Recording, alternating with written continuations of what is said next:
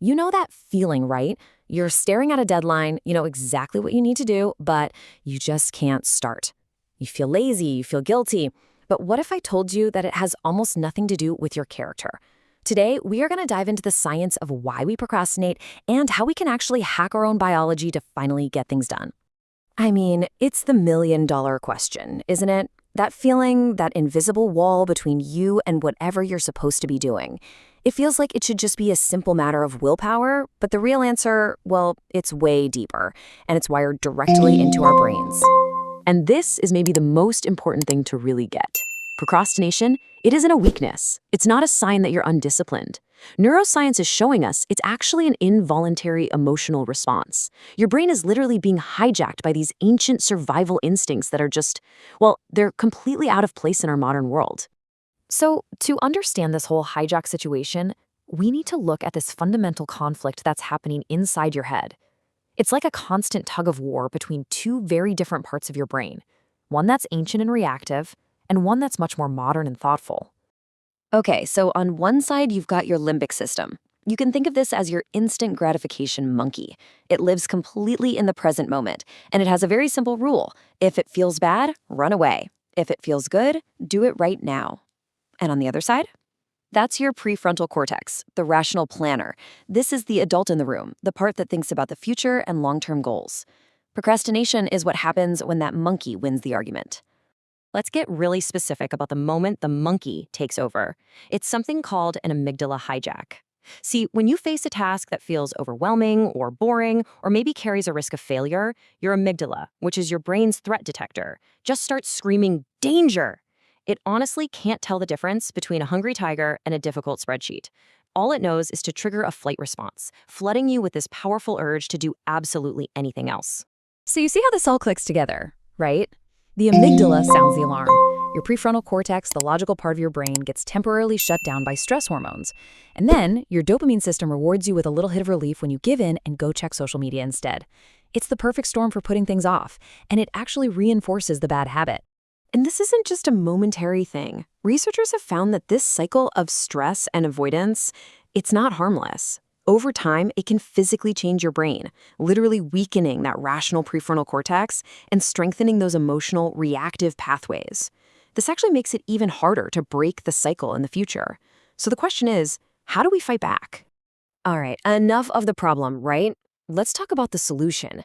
Because we can't get rid of that monkey, but we can learn to outsmart it.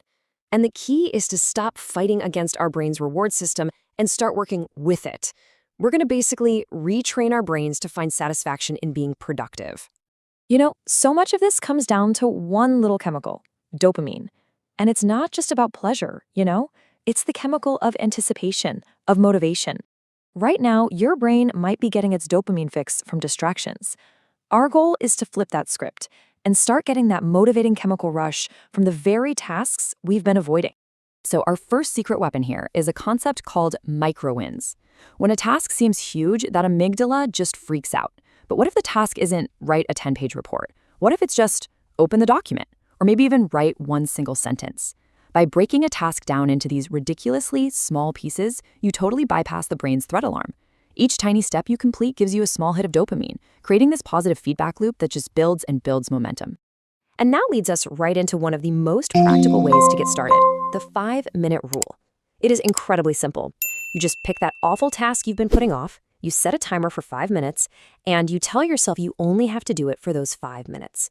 I mean, anyone can do anything for just 5 minutes, right?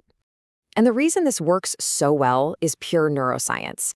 A 5-minute commitment is so small, it's so non-threatening that it just doesn't trigger that amygdala fear response. You basically trick your brain into starting. And what you'll find is that so often, once you've started and that initial friction is gone, you'll actually want to keep going. The hardest part is almost always just getting started. Okay, so we've hacked our motivation system. That's awesome. But it's really only half the battle. Now, we need to stop trying to rely on willpower alone and start designing an environment that makes focus the default option, not the exception. So take a look at this number, 10 to 12%. What do you think that represents? Well, it's a cognitive tax that you are probably paying every single day without even realizing it. That's right. Believe it or not, studies show that just having your phone within your line of sight, even if it's turned off, drains 10 to 12% of your available cognitive bandwidth. Your brain is constantly using a little bit of energy to not pick it up. Seriously, the single most effective productivity hack might just be putting your phone in another room. Okay, so here are some things you can actually do. First, that phone quarantine, put it in another room, for real. Try switching your screen to grayscale. It makes the device way less appealing to your dopamine-seeking brain. Go through your settings and turn off every single notification that isn't from a human you absolutely need to hear from right away. And instead of constantly reacting to every email, schedule 2 or 3 specific times a day to check your inbox. It's about taking back control. And beyond just managing your tech, there are ways to actually reset your brain. Let yourself be bored sometimes. Don't reach for your phone in every quiet moment. This lowers your brain's need for constant stimulation, which makes normal work feel way more engaging. Also, try what's called cognitive reframing. Instead of thinking, I have to do this, try shifting it to, okay, I get to see if I can solve this challenge. It shifts you out of that threat mindset and into a growth mindset. See, ultimately, the goal here is not to become some kind of willpower superhero. It's about being an architect of your own environment. We want to make doing the right thing the easiest thing to do. By removing friction from our productive habits and adding friction to the distracting ones, you're finally working with your biology, not fighting against it. And really, that's what this is all about. In a world that is literally designed to distract you, the ability to control your own attention, that is a superpower. It's not about time management, it's about brain management. So the real question is, what's the one small thing you're going to do today to start strengthening your focus?